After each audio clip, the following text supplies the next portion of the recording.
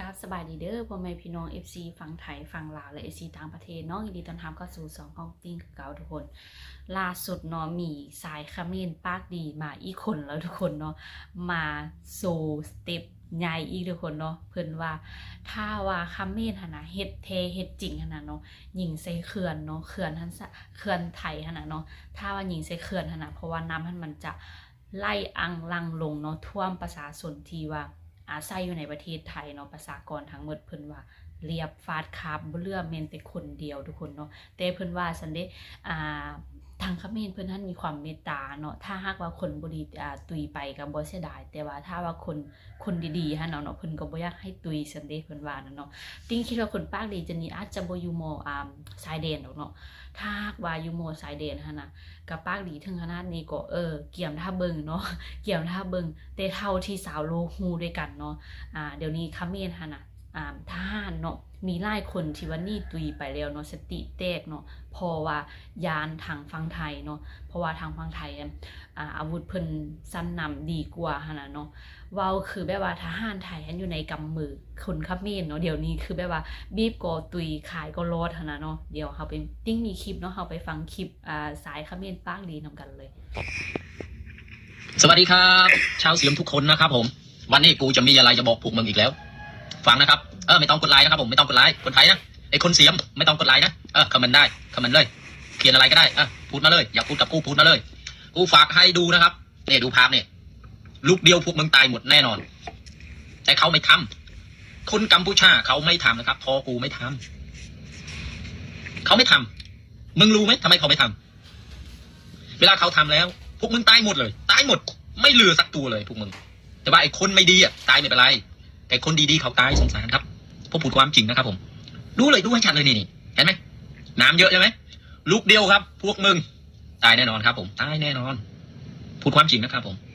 แต่คนกัมพูชานะครับเขามีใจจิตใจเนี่ยเขาคิดสงสารครับ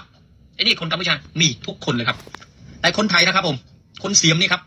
100 คนมีคนเดียวเองจะดีผมพูดความจริงนะครับอันนี้จริงเลย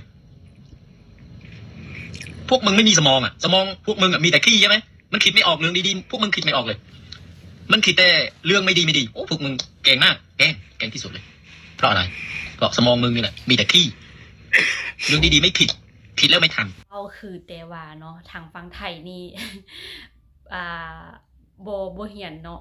บ่มีความรู้ขนาดเนาะเว้าคือแบบว่า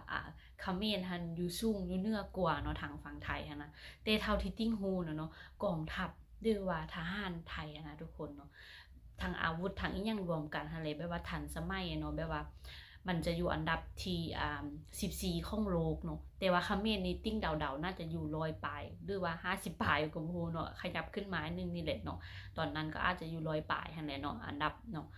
กองทัพของทหารไทยหั่นนะมันหลายเนาะมันหลายสมควรแล้วก็กองกำลังแน่นแล้วก็แต่ละคนเนาะฝึกมาอย่างดีหั่นเนาะบ่แม่นว่าสุ่ม4สุ่ม5เนาะเขมรจะไปถล่มประเทศไทยได้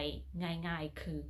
เขมรปากดีคนนี้ว้าวทุกคนเนาะมันบ่แม่นง่ายๆแบบนั้นเห็นแล้วบ่เนาะทางฝั่งไทยเพิ่น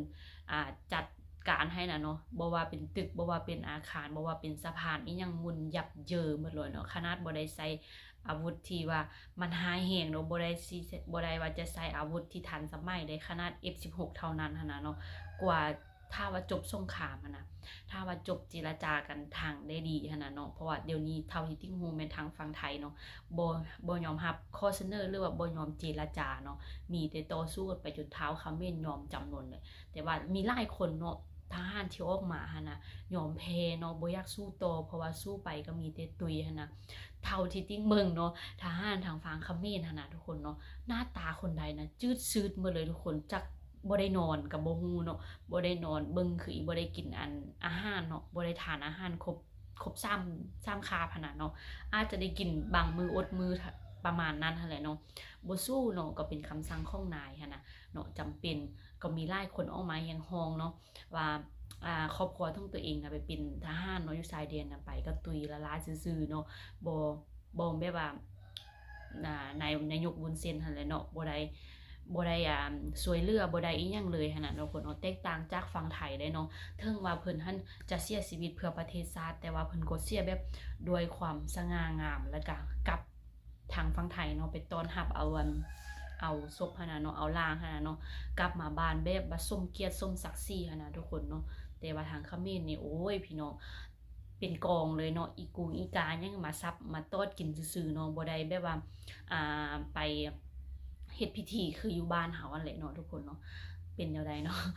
FC มีความคิดเห็นแนวใดก็เม้นใต้คอมเม้นอยู่ใต้คลิปติ้งใดทุกคนเนาะฟังแล้วก็เป็นตาเลือดใจอีหยังคือจะมาโมแท้เนาะอันนี้ก็เป็นบอยที่2แล้วบ่เนาะ บอยเขาเม้น2แล้วบ่เนาะออกมาโมอีกเนาะป้ายที่โทจิไปเว้าว่าหญิงใส่เขื่อนก็เลือดลาบคาบบ่มีหยังนะหนูเว้นจังซันติก็เว้าอีกว่าเขมรท่านมีความเมตตาเนาะมีสมองว่าซั่นใดเนาะสมองคิดจังได๋เนาะว่าอ่างใส่ไทยอันสมองบ่มีหยังปาทิโทคันไทยเฮ็ดเทนน่ะบ่เหลือหยังสักอย่างเนาะ อันนี้บ่เฮ็ดซื่อๆหั่นน่ะเพราะว่าเขาเจ้าบ่ได้อ่าบ่ได้แบบว่า